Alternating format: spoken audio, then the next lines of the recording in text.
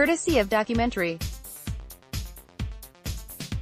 This curious documentary, directed by Mustafa Razak Karimi, is a true rarity, a glancing biography of the woman who married the Ayatollah Ruhollah Khomeini, leader of Iran's Islamic Revolution, and shared his life for 60 years. Karimi sometimes seems uncertain how far he can go in lifting the veil on a woman about whom very little is public knowledge, and when in doubt chooses a poetic approach that dances around his subject. Grand Lady won the Best Film Award in the Cinema Verite section of the Iran International Documentary Film Festival. Disconcertingly, the film's subject doesn't appear on screen. One can't expect to find her in newsreels or Super 8 home movies of family outings, but it seems remarkable that there is a near-total absence of photographs of Khadija Saqafi, sometimes transcribed as Khadija Saqafi. Even the film's publicity stills choose the discreet route of visual metaphor, a pair of eyeglasses reflecting the light on a book. The impression is that of a ghost.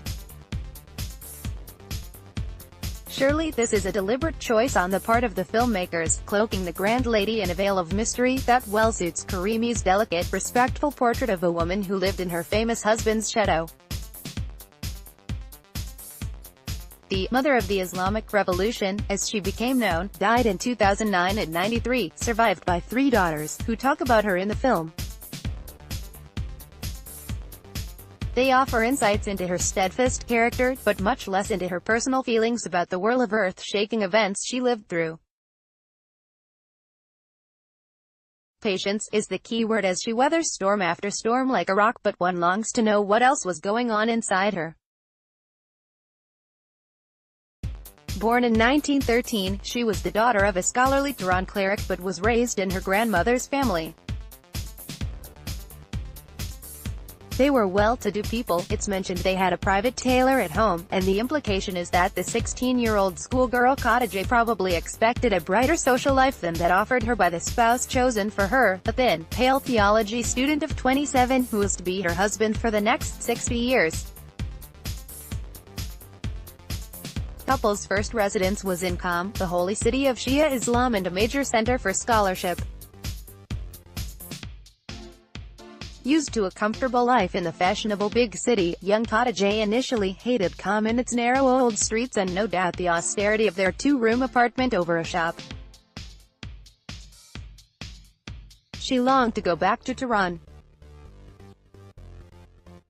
Then 7 children arrived, 5 of whom survived infancy, and she settled into a simple, financially restrained but happy married life with a loving husband who encouraged her to study French and Arabic. Decades pass. The mature Khadija is now presented as calm, thoughtful, almost scholarly herself. Her unseen presence haunts darkened interiors full of books. From his headquarters in Qom, her husband has become a prominent critic of the Pahlavi dynasty, and in 1963 is arrested after criticizing the Shah's westernization reforms as anti-Islamic.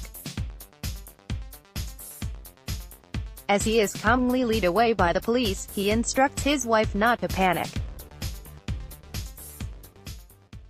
The next 3 days see major rioting in the streets and many protesters mowed down by police fire. According to the surviving members of the Khomeini family, who are interviewed mostly off-screen, Khadija found her home turned into a barracks where people came and went. The following year, she left her family and children behind to follow her husband into exile for the next 15 years, most of that time spent in Najaf, Iraq. Little clues are dropped about her feelings, like her difficulty tolerating the stifling heat of Najaf.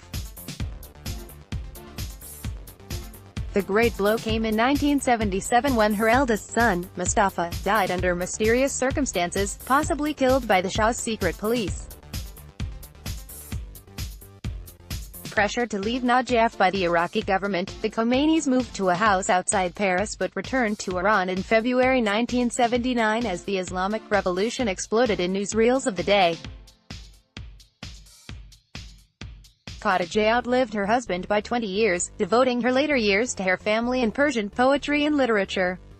Production company, Oruj Cultural Artistic Institute Director, Mustafa Razak Karimi Screenwriters, Mohammad Reza Karimi Rad, Mustafa Razak Karimi, Zara Nabipour, Azam Daruz Director of Photography, Reza Timori Editor, Mohammed Pourfar Music, Saba Nade, Arman Kirdan World Sales, Documentary and Experimental Film Center Venue, Farj Film Festival, Docs in Focus, 82 minutes.